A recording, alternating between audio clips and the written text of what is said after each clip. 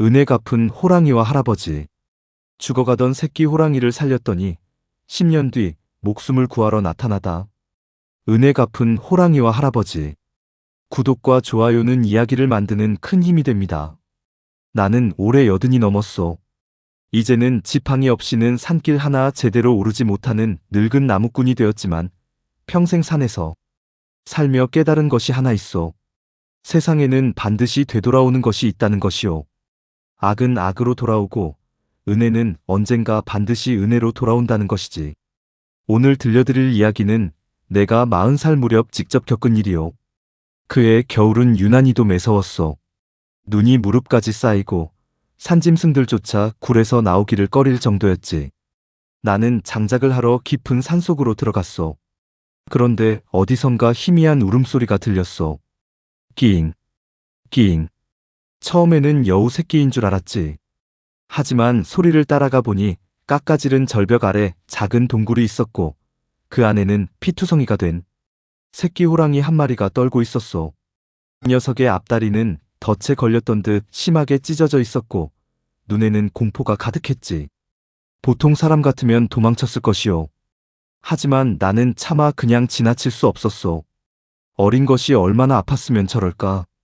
나는 품에 안고 집으로 데려왔어. 마을 사람들은 난리가 났지. 최영감, 미쳤소? 호랑이를 집에 들이면 죽는 거요. 하지만 나는 고개를 저었어.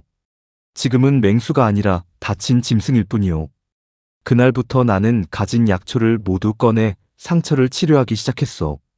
며칠 동안 죽만 끓여 먹였고 밤마다 장작불을 피워 얼어 죽지 않게 했지. 처음에는 으르렁거리던 녀석도 시간이 지나자 얌전해졌어. 그리고 어느 날 녀석이 처음으로 내 손을 핥았어. 나는 웃으며 말했지. 살고 싶구나. 그날 이후 나는 녀석을 복돌이라 불렀어. 복돌이는 하루가 다르게 자라났어. 하지만 계속 데리고 있을 수는 없었어. 호랑이는 산의 짐승. 몇 달이 지나자 제법 힘이 붙었고 어느새 나보다 큰 몸집이 되었지. 산으로 돌아가야 했지. 나는 눈물을 삼키며 복돌이를 데리고 깊은 산속으로 들어갔어. 이제 가거라. 복돌이는 움직이지 않았어. 가야 한다. 녀석은 한참 동안 나를 바라보다가 천천히 숲속으로 사라졌지. 그날 나는 자식 떠나보낸 아비처럼 울었어. 아침에 눈을 뜨면 마당을 먼저 바라보곤 했지. 혹시라도 복돌이가 다시 찾아오지 않을까 하는 마음 때문이었어. 하지만 며칠이 지나고 한 달이 지나도 녀석은 나타나지 않았어. 그러던 어느 날 새벽이었어. 문을 열자 마당 한가운데에 커다란 노루 한 마리가 놓여 있었지. 처음에는 누가 두고 간 줄 알았어. 하지만 사람 발자국은 없고 커다란 호랑이 발자국만 선명하게 남아 있었어. 나는 그 자리에 주저앉고 말았지. 이 녀석이.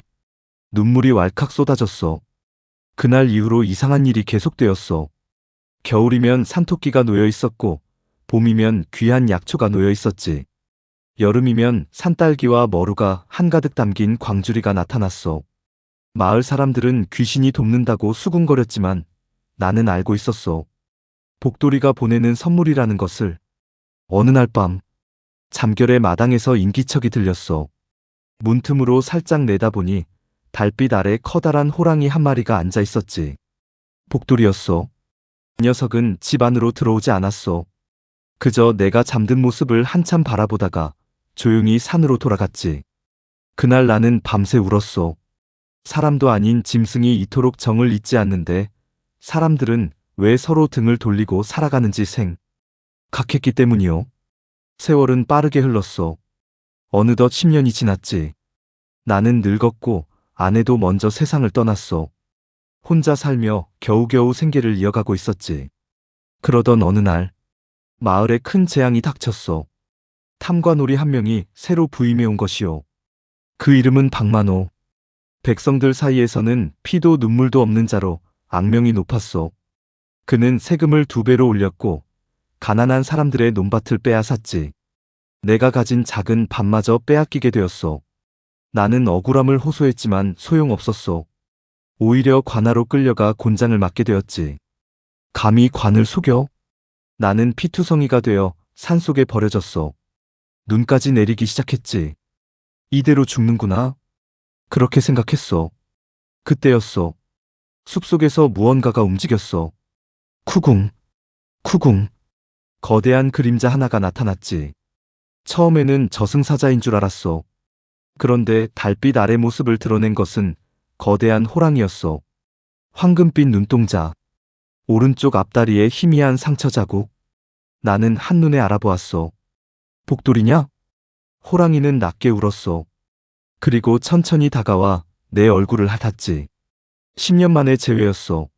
나는 눈물이 쏟아졌어. 살아있었구나. 복돌이는 내 곁을 떠나지 않았어.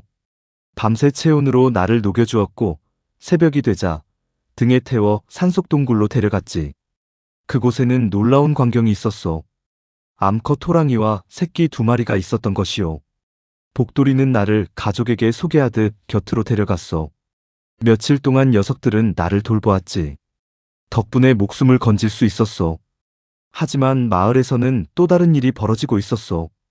박만호는 내 밭을 빼앗는 것으로 만족하지 않았어. 산 전체를 사냥터로 만들겠다며 포수들을 모으기 시작했지.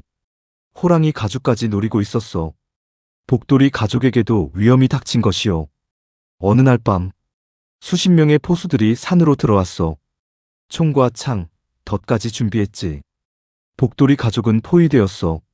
나는 이를 보고 달려나갔어. 안 된다. 하지만 이미 늦었지. 총소리가 울렸어. 탕! 복돌이가 쓰러졌어. 나는 미친 듯이 달려갔어. 복돌이는 피를 흘리고 있었지. 그 순간 분노한 호랑이들이 포수들을 향해 돌진했어. 포수들은 공포에 질려 도망쳤고 산은 아수라장이 되었지. 박만호도 도망치려 했어. 하지만 절벽 끝에서 발을 헛디뎠지. 그는 스스로 낭떠러지 아래로 떨어지고 말았어. 악한 자의 최후였어. 박만호가 산을 차지하려 할 무렵 마을에는 탐욕스러운 포수 형제도 있었어. 형은 독수리 눈 최칠성, 동생은 독리 박구성이었지. 그들은 호랑이 가죽 하나면 평생 부자가 된다는 소문을 듣고 북청산을 뒤지기 시작했어. 어느 날 그들은 복돌이의 새끼들이 물가에서 노는 모습을 발견했어. 찾았다. 포수들은 몰래 덫을 놓았지. 다음 날 새끼 한 마리가 덫에 걸렸어. 날카로운 쇠덫이 다리를 물어버렸지. 새끼의 울음소리가 산에 울려 퍼졌어. 끼잉. 그 소리를 들은 복돌이가 달려왔어. 하지만 포수들은 이미 총을 겨누고 있었지. 탕! 총성이 울렸어. 다행히 빗나갔지만 복돌이는 새끼를 데리고 도망칠 수밖에 없었어. 그날 밤 다행히 복돌이는 내 집 앞에 나타났어. 평소와 달리 눈빛이 다급했지. 녀석은 내 옷자락을 물고 끌어당겼어. 무슨 일이냐? 나는 녀석을 따라 산으로 올라갔어. 그곳에는 피를 흘리는 새끼가 쓰러져 있었지. 나는 서둘러 덫을 부수고 약초를 찧어 상처를 치료했어. 새끼는 가까스로 살아났지. 그 모습을 본 복돌이는 조용히 내 앞에 머리를 숙였어. 마치 사람처럼 절을 하는 것 같았어. 나는 녀석의 머리를 쓰다듬으며 말했어. 네가 내 목숨을 살렸고 내가 내 자식을 살렸구나. 나는 그 순간 복돌이 눈에 눈물이 맺히는 것을 나는 분명히 보았어. 모든 것이 끝난 뒤 나는 복돌이 곁에 무릎을 꿇었어. 안 된다. 눈 떠라. 다행히 총알은 깊이 박히지 않았어. 나는 예전처럼 약초를 구해 상처를 치료했지. 며칠 밤을 지새운 끝에 복돌이는 다시 눈을 떴어. 그 순간 나는 울음을 터뜨렸어. 이번엔 내가 너를 살렸고 이번엔 네가 나를 살렸구나. 복돌이는 조용히 내 어깨에 머리를 기대었어. 그 후 마을에는 평화가 찾아왔어. 박만호가 죽고 포수들이 모두 달아난 뒤 마을 사람들은 내게 물었어. 최영감, 어째서 그 무서운 호랑이를 믿었소? 나는 잠시 하늘을 바라보았어. 그리고 천천히 대답했지. 호랑이를 믿은 게 아니오. 은혜를 믿은 것이오. 사람은 속일 수 있어도 은혜는 사람을 속이지 않소. 마을 사람들은 아무 말도 하지 못했어. 그날 이후 마을에서는 어려운 사람을 보면 서로 돕는 풍습이 생겼어. 사람들은 그것을 복돌이의 약속이라고 불렀어. 새로 부임한 현감은 백성들의 억울함을 풀어주었고 내 밭도 되찾을 수 있었지. 하지만 나는 더 이상 복돌이를 붙잡지 않았소.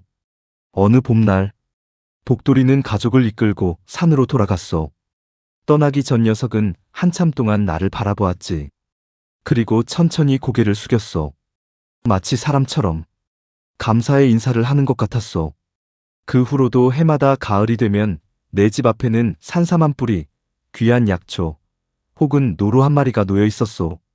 나는 알았소. 복돌이가 다녀간 것이란 걸. 이제 나는 늙어 언제 눈을 감을지 모르오. 하지만 두렵지 않소.